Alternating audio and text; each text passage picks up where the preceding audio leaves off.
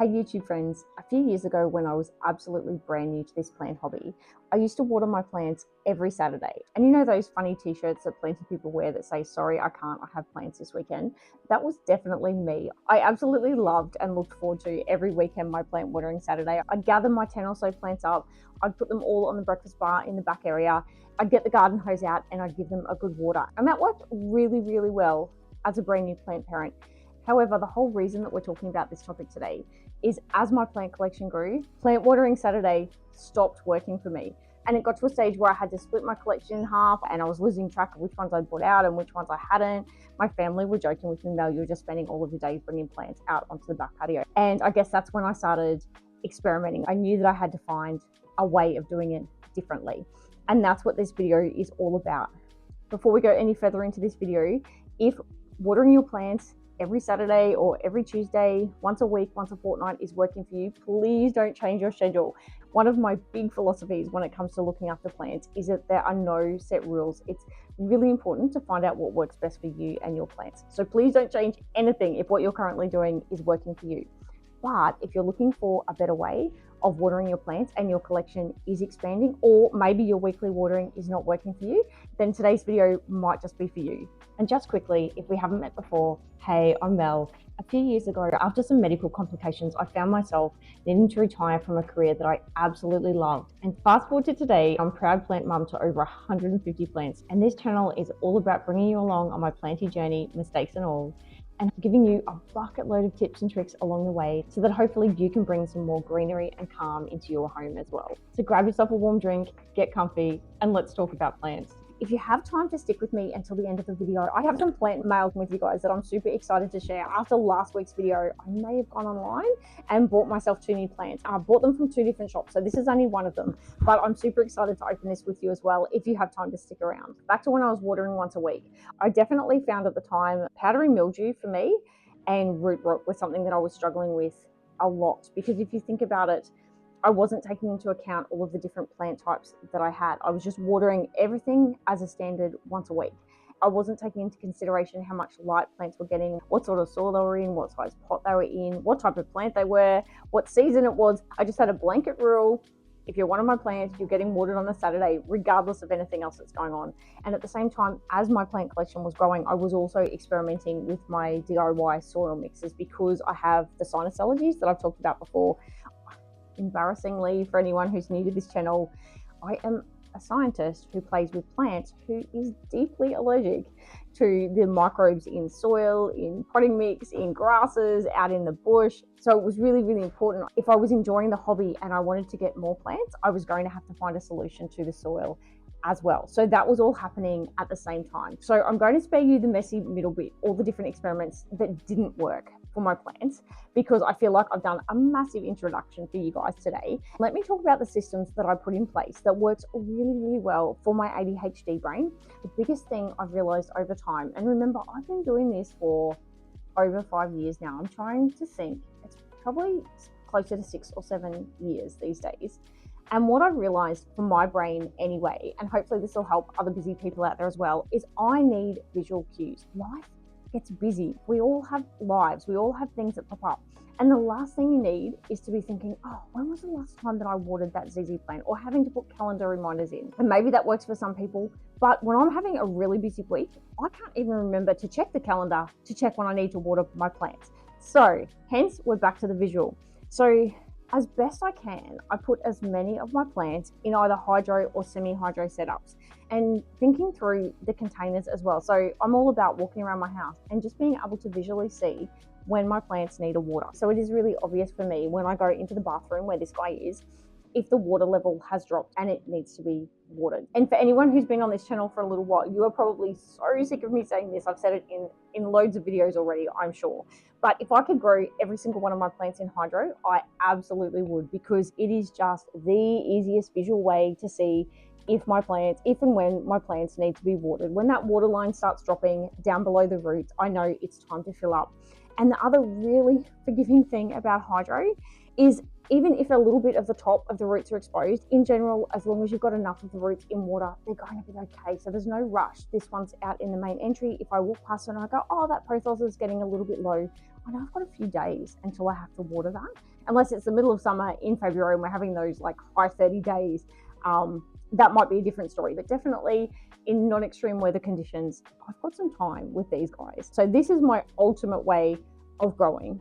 But unfortunately, as we all know, not all plants like this set up long term. So I've got some other things happening in my collection as well. So for any of my plants that aren't in long-term hydro, the next step for me, and I have just said to so many people, this setup has been a game changer for me, is my DIY self-watering setups. I guess these DIY self-watering setups are not as aesthetic as some other plant setups. So it involves, depending on the plant, either a black nursery pot or a clear nursery pot, which I'll show you guys later. It depends on how confident I am with the plant, whether I go clear or black. So this is some Epipremnum species. So I'm pretty familiar with the species. I don't feel like I need to keep a constant eye on the roots for these guys. So I'm happy to have it in a darker pot. And definitely for inside my house, the darker aesthetic works better for me. So if I can have it in a dark pot, thumbs up. And then it just involves some sort of clear vessel for them to sit in. If I can't find a beautiful clear glass candle holder, I do just buy plastic outer saucers from Bunnings. And if that's the case, I then actually put a black saucer underneath. So this is the Friday. Seriously guys, when I talk about plants that make me smile, this one is a guarantee. I walk past it every day. I touch its leaves, probably not the best thing to do, but touch its leaves, look at it, come back around, look at it again. I personally still can't believe that I own a Friday, and then it's going okay, and then it looks like it's actually getting even another leaf.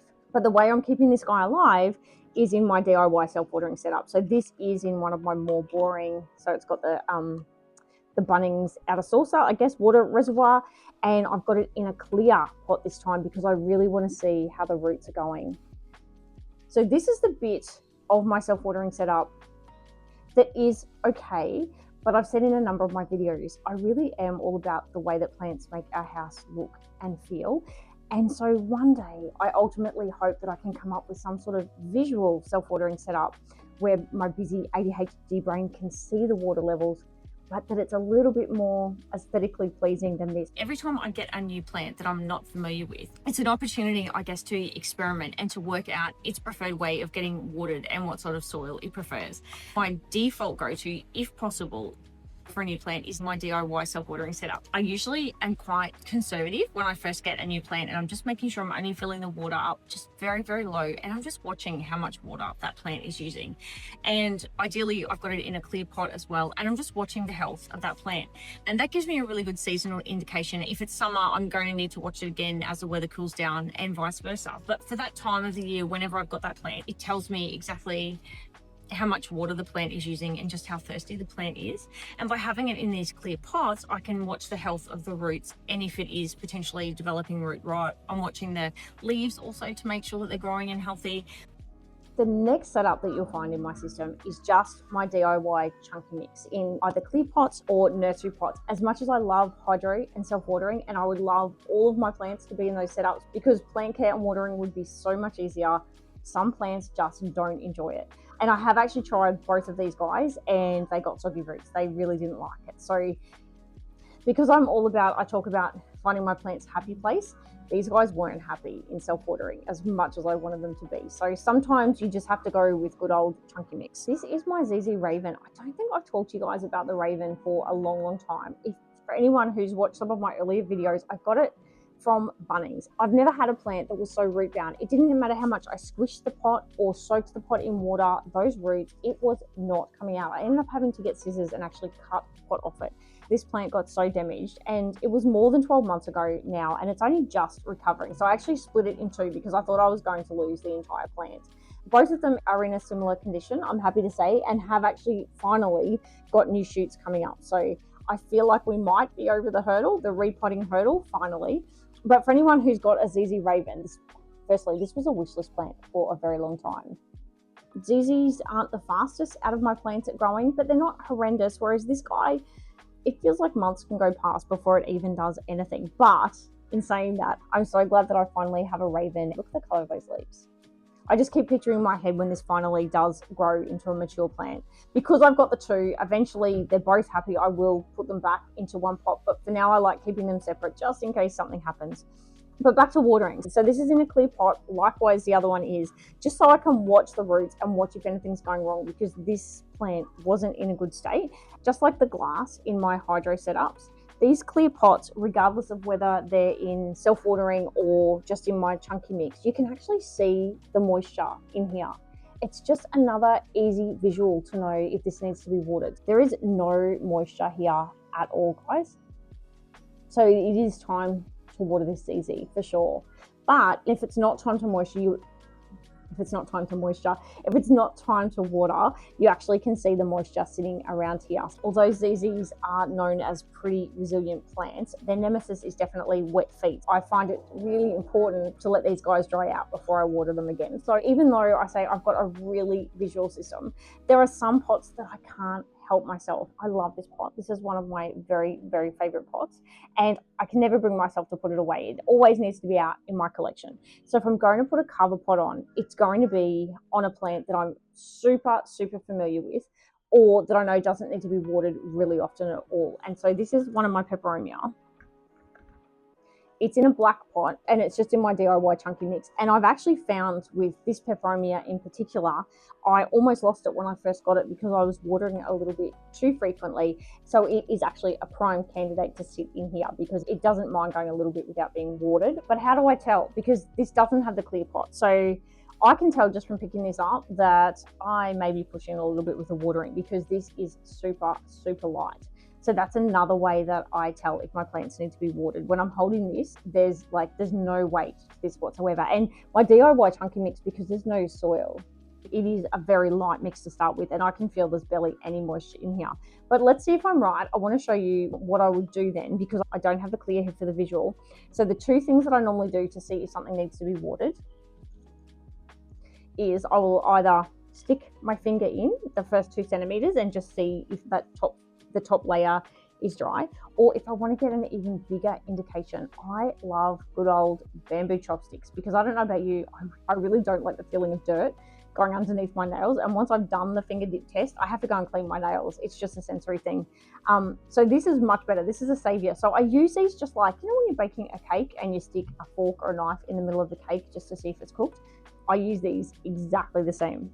So let's see if I'm right with how light this pot is and see if we can find any moisture. There's just a few little loose bits of potting medium and there's no moisture on that stick. If there's still moisture in my mix, you'll actually see a little bit of it on the stick, and a lot more of the mixture will actually stick to the stick, just like if you're baking a cake. So both of these plants are definitely due to be watered. But once again, being winter, I'm not in a hurry. I'll either water them this afternoon or I'll water them tomorrow. These guys would much prefer even an extra day of having a drier pot versus getting overwatered. So, hey guys, editing Mel just popping in quickly. I realized while I was editing the video that I completely forgot to talk about moisture meters. It was something that I meant to talk about in numerous sections of the video, and the section just passed and I didn't talk about it. So the really good news is that I just watched a video from Houseplenty Goodness. Love that channel. So many great tips and tricks on plants. So what I'll do is I'll include the video down in the link. I think from memory, watching the video, the bit on moisture meters, and he was specifically talking about alocasias, but I think you could use what he says across many of your own plants. It starts around the 4.5 minute mark in the video. If moisture meters is something you're interested in, check out Memo's video down below. But just from my point of view, the reason that I completely forgot to talk about them is I don't use them. I have definitely tried moisture meters, but after they break, I haven't ever bothered to replace them because I just find myself going back to both the finger dip test and my good old school chopsticks. I find that they work equally as well. So it's definitely not a no for moisture meters, and I know so many plenty people that absolutely swear by them. So if you are interested, please check out Memo's video down below because I think he does a really great job in explaining moisture meters. And then even better, if I get a new plant and I have an opportunity to try it growing both ways. So this is that Palea, is that the right way to pronounce it? This Palea silver tree that I got for Mother's Day from my family, and they gave it to me with this beautiful pot. So this is just in my chunky mix. But while I was potting it, a bit of it broke off. So I propagated some of it in water, and I've now been able to put it in my DIY self-watering setup. I'm growing some of this in self-watering just to see how it goes. And I love doing that with new plants because that gives me a really good opportunity to see which way they're going to grow better. So I've actually got these sitting behind us on the buffet under the same amount of light. So they're getting an equal amount of light. So it'll be really interesting to see just chunky mix or chunky mix with a bit of extra perlite in self-watering. I'll let you guys know how that one goes. When I say I've unlearned my water schedule, because what I was doing wasn't working. I do still have a little bit of a system, but it's more based on what I see happening with the plant. I sort of divide our house. There's really 5 zones if you think about our 2 patios as well. So there's 3 zones for my indoor plants, and then I've got my front patio plants and my back patio plants. Our house is a bit of a U shape, so it makes it really easy when I talk about the 3 areas inside the house, because this is 1, this is 2, and this is 3. And then in the middle there is where our back patio is.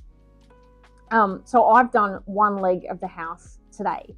While I was on my treadmill, for example, that's down that end of the house, I just had a bit of a look around and just topped up any water that needed to be topped up. And I just know that I've done that end of the house, and maybe later this week, maybe on the weekend, I'll have another look and see if anyone else needs to be topped up.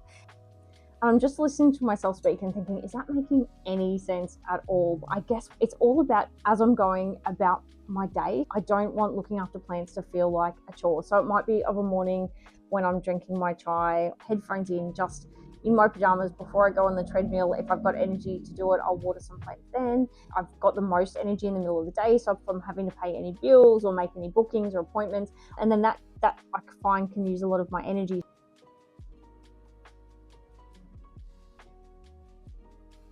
Also find myself watering plants if something stressful happens or something's going on that I need to process. I catch myself watering at random times of the day when I just need to calm my nervous system down. Or it might be just before I go to bed, I might go around and do some watering then. So there's no set time for me to water. It's just as I walk around during the day, noticing my plants as my energy levels let me do it.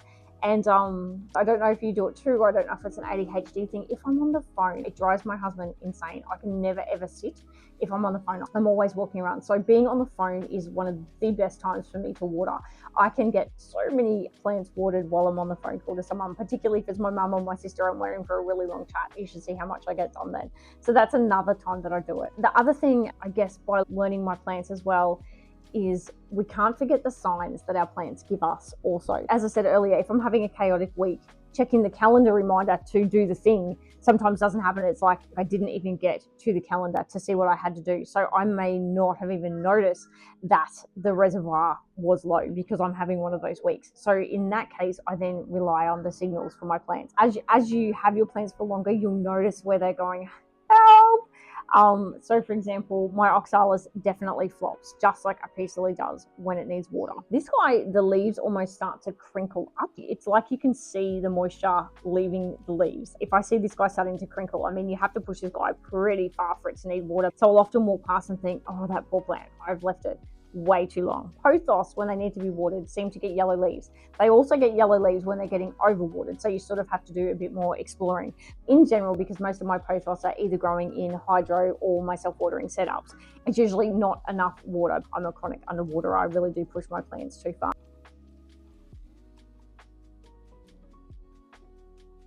So I guess that's it, guys, when it comes to watering. I definitely feel like I could have done a better job of explaining it, but I'll make sure throughout the video I've used some B-roll words up here to help pull everything together for you. But I guess if I could summarize everything I've learned over time is that there is no one right way. Many of your plants will actually appreciate you tailoring your watering a little bit more towards their needs and moving away from that I've got to water my plants every 7 days. But it's also okay if you need to keep doing that as well. The main thing is just keep an eye on them, see how they're growing, see if they're happy with what you're doing, and visual cues, if you can, just help so much. When I've got a new plant, if it can go in self-watering, it is just the biggest savior. You guys, if you had time to stick around with me until the end of the video, I've got some plant mail. And I learned from last time I did this, I have actually just cut the sticky tape because it took me so long last time to open the sticky tape. We were here for a very long time for anyone who watched that video. So I've pre-cut the tape. Oh, this is so cute. I absolutely love when there's a little thank you note. I think I can hold it up. This is so well taped. Look at this. It is just so lovely to get plants in the mail. And you know what I've realized? I didn't bring scissors. I was being so organized cutting the tape, but that meant that I left the scissors inside. So I'm going to have to go in and get some scissors.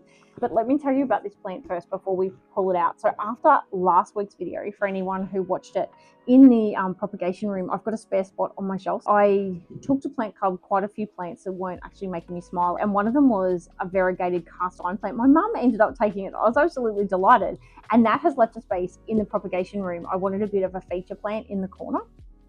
I talked to you guys about wanting to get a Dieffenbachia, and I love the look of Dieffenbachia, but the oxalate crystals, they just worry me a bit. They're quite poisonous, and I've only owned, well, it was actually two I bought at the same time, two Dieffenbachia before. They came with pests. It was a constant battle for about 2 years, and I ended up just putting them in the compost bin. They just did not come healthy, so I just haven't had good experiences with them either. So I went to Bunnings and I found the Dieffenbachia, the Reflector, that I really wanted. And the good thing was, it was such a big plant. It was $27 and it was really established. And I thought, well, that's actually too big for my corner. I want something smaller. So I was really lucky that was the only one there. I didn't get it. And then I went online and I looked for what can look like a Dieffenbachia Reflector that's not a Dieffenbachia Reflector. So that's what this guy is. This is a dupe. And I'm so excited to see it in real life. So hang on, I need to go and get the scissors and then we'll open it up. Oh, Daisy's helping with the camera again. Okay, we have scissors. I'm always hesitant to tell you the name of where I get plants from because just in case, you know, plants do plant things and not all plants work out well. And also plants in transit, it can be a lot for a plant. Oh, Daisy, Daisy, thank you. Go round, girl, go round. The back door's open. Go round. She's trying to get inside, but I really want to get this done. It's zip tied in here and I'm really struggling. I really don't want to damage the plant. So much for I got all the sticky tape off before I started recording. Hang on, if we got some more tape. It's very secure in the box. I always really appreciate that. Always think this is a really lovely touch. So steps into unpacking your plants. Give your plant a good water to settle in. Recommend a quality fertilizer. Thank you for shopping with us. Where did my scissors go? I don't know about you when you get a new plant. This bit always makes me nervous because I'm conscious the plant has already traveled to get to me. And now I'm giving it a really rough time opening it up. And then there's the debate, guys. I don't know how you feel about this, but because I am allergic to soil, not only has this plant gone through the stress of transit, but I am actually going to put it in my chunky mix over the next week. That one more bit of upheaval, I guess, before it settles in. This is actually another Aglaonema. Oh my goodness. You're seeing that leaf before I've even had a close-up of the leaf. This is so close to the Dieffenbachia Reflector. I can absolutely see why it is a dupe. That is beautiful.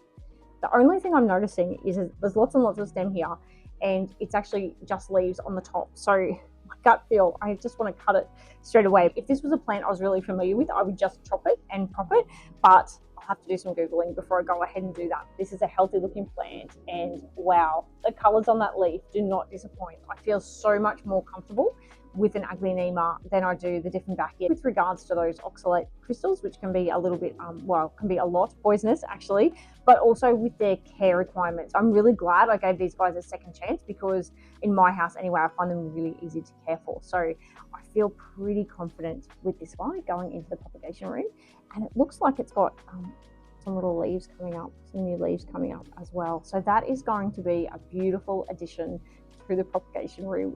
My other plant mail just arrived while I was editing the video.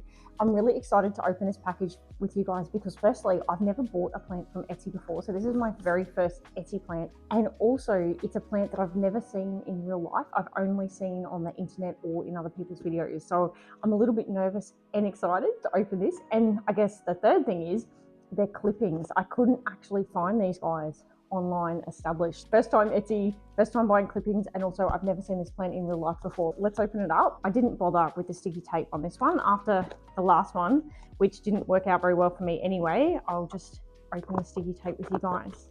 So this plant is a type of Tredscantia, the plant that I always have trouble pronouncing. And if you remember, I've just got that one quite small one that was a hitchhiker that came along with one of my oxalis plants, and I just have fallen in love with it because it has taken really well to my self-watering setup, And also I've recently propagated a part of it. I think within about 48 hours, I already saw the tiniest of roots happening when I was propagating it in water. And I was just like, I think I really like this plant. And now you should see it. It's like a week or two later and I've got so many roots. So that gave me the confidence to try another color, because I'm having a bit of a mixed pot situation at the moment. I'm just loving mixed pots, and I thought how nice to have my OG Tradescandia and then another color. Once again, love thank you notes. It's lovely receiving plants in the mail and then to get a little thank you note as well. Thank you, Mel, for supporting our little shop. Be sure to place your cuttings in water as soon as possible so they can recover from being in the post and start to grow roots. Please send us any questions about your order. Right. So these guys are very, very flat from being in the post, but let me take them out of the tissue paper. Look at the color in those leaves. They will go perfectly, like a complete opposite to the ones that I currently have. Look, this one's got even more of a contrast of colors. Apart from being completely squashed in the mail, I have hopes. How many did I end up ordering? 1, 2. It's always hard to know which end's which. 3, 4. I think that's really a bonus. I really do have a thing for tricolour plants, just because you've got such a different pop of colours in amongst the one pot. I'll pop these guys in water. I'm going to put them in my little test tube propagation kits where the other Tradescandia went really well, and I'll let you guys know in the next video or two how they're rooting up. Let's just revisit the leaves because OMG. But I have to say, aesthetically, the stem's not doing it for me. So I've been doing lots of Googling, ChatGPTing. I think I'm going to cut it at least into 2 because that just doesn't work for me. And according to the internet and from lots of other planty creators, these guys are pretty easy to propagate, and I can really clearly see the nodes on the stem as well. But let me know if you've had this sort of Aglaonema before. I'd love to know what your experience was with propagating it, because I haven't propagated an Aglaonema before. This will be my first attempt. I don't buy a lot of plants. A lot of them I get through Trades with Friends, Plant Club, and I certainly have that $50 cap. I try never to spend over, and this guy was $35, so it's getting up there for a plant for me. So I'm a little bit nervous that this is one of the plants that I'm going to have to chop up and propagate. All Aglaonema tips and tricks are totally appreciated down in the comments, guys. For anyone who's still here with me, thank you so much for spending time with me today. I'd love to hear if you look after your plants in your pajamas, particularly with warm drink in hand, anything you enjoy listening to. How do you water your plants? Or are you just happy watering your plants every 7 days? Being a small channel, I love hearing from you guys, and I always try to respond to all of your comments. If you've got any ideas for videos, please let me also know in the comments, and I'll try and make the video that's helpful for you guys as well. And as usual, whatever you're doing this week, I hope you're having an absolutely wonderful and plenty week. And until my next video, take care, and remember, you've totally got this.